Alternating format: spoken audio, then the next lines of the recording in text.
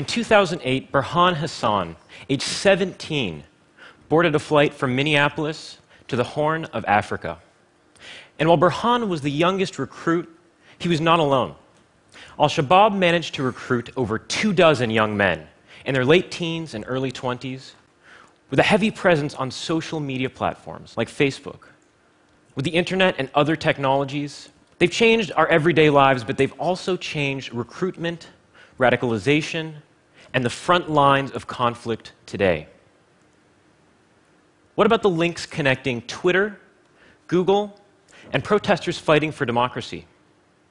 These numbers represent Google's public DNS servers, effectively the only digital border crossing protesters had and could use to communicate with each other, to reach the outside world, and to spread viral awareness of what was happening in their own country. Today, conflict is essentially borderless. If there are bounds to conflict today, they're bound by digital, not physical geography. And under all this is a vacuum of power, where non-state actors, individuals and private organizations, have the advantage over slow, outdated military and intelligence agencies. And this is because in the digital age of conflict, there exists a feedback loop, where new technologies, platforms like the ones I mentioned, and more disruptive ones, can be adapted, learned, and deployed by individuals and organizations faster than governments can react. To understand the pace of our own government thinking on this, I like to turn to something aptly named the Worldwide Threat Assessment, where every year, the Director of National Intelligence in the US looks at the global threat landscape. And he says, these are the threats, these are the details, and this is how we rank them. In 2007, there was absolutely no mention of cybersecurity. It took until 2011, when it came at the end, where other things like West African drug trafficking took precedent. In 2012, it crept up, still behind things like terrorism and proliferation. In 2013, it became the top threat. In 2014, and for the foreseeable future. What things like that show us is that there is a fundamental inability today on the part of governments to adapt and learn in digital conflict, where conflict can be immaterial, borderless, often wholly untraceable.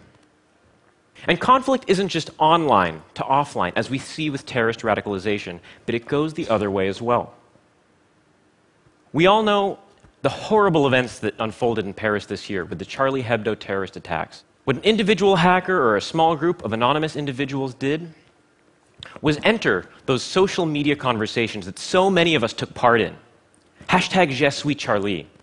On Facebook, on Twitter, on Google, all sorts of places where millions of people, myself included, were talking about the events and saw images like this, the emotional, poignant image of a baby with JeSuiCharlie on its wrist.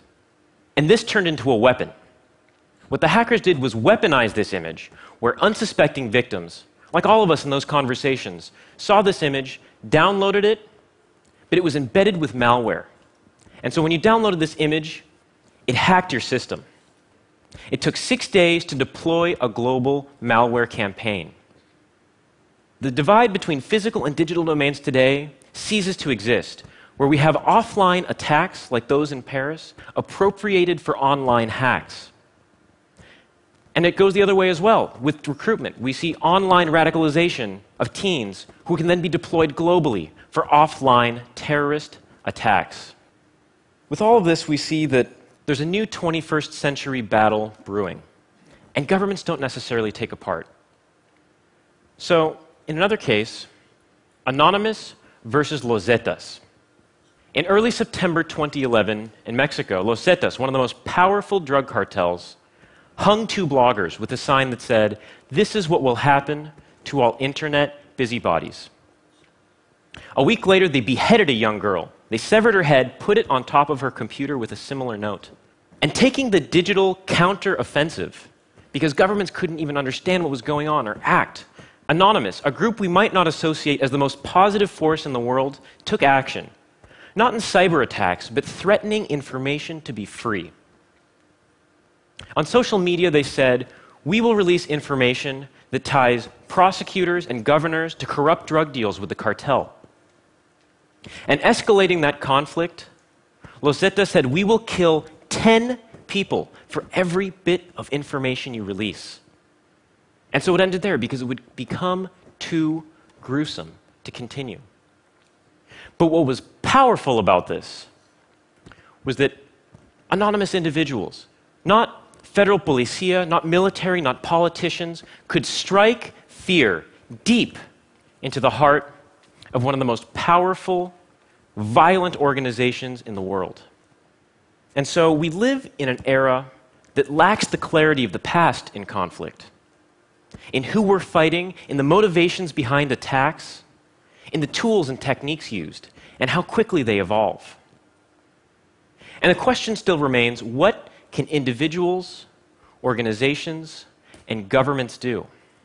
For answers to these questions, it starts with individuals, and I think peer-to-peer security is the answer.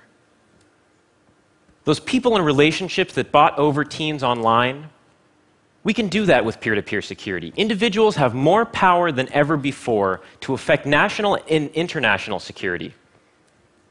And when we can create those positive peer-to-peer relationships on and offline, we can support and educate the next generation of hackers, like myself, instead of saying, you can either be a criminal or join the NSA.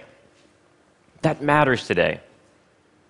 And it's not just individuals, it's organizations, corporations even. They have an advantage to act across more borders, more effectively and more rapidly than governments can. And there's a set of real incentives there. It's profitable and valuable to be seen as trustworthy in the digital age, and will only be more so in future generations to come. But we still can't ignore governments, because that's who we've turned to for collective action, to keep us safe and secure. But we see where that's gotten us so far, where there's an inability to adapt and learn in digital conflict, where at the highest levels of leadership, Director of the CIA, Secretary of Defense, they say Cyber Pearl Harbor will happen. Cyber 9/11 is imminent. But this only makes us more fearful, not more secure. By banning encryption in favor of mass surveillance and mass hacking, sure, GCHQ and the NSA can spy on you, but that doesn't mean that they're the only ones that can. Capabilities are cheap, even free. Technical ability is rising around the world, and individuals and small groups have the advantage. So today it might just be the NSA and GCHQ, but who's to say that the Chinese can't find that back door? Or in another generation, some kid in his basement in Estonia. And so I would say that it's not what governments can do, it's that they can't. Governments today need to give up power and control in order to help make us more secure. Giving up mass surveillance and hacking and instead fixing those backdoors means that, yeah, they can't spy on us, but neither can the Chinese or that hacker in Estonia a generation from now. And government support for technologies like Tor and Bitcoin mean giving up control, but it means that developers, translators, anybody with an internet connection in countries like Cuba, Iran, and China can sell their skills, their products in the global marketplace, but more importantly, sell their ideas, show us what's happening in their own countries. And so it should be not fearful, it should be inspiring to the same governments that fought for civil rights, free speech, and democracy in the great wars of the last century, that today, for the first time in human history, we have a technical opportunity to make billions of people safer around the world that we've never had before in human history. It should be inspiring.